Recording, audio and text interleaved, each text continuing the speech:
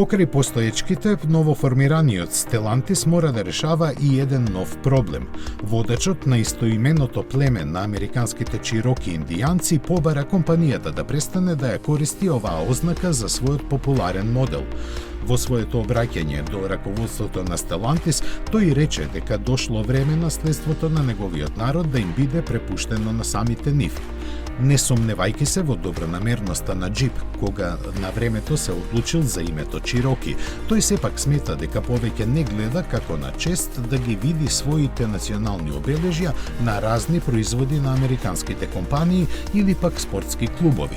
Првата генерација на Чироки е представена во 1974 година.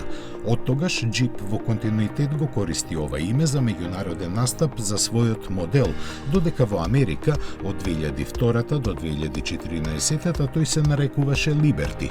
Паралелно со него, од 1993 година се произведува и Grand Cherokee, чија нова што туку представена генерација се уште не е лансирана на пазарот.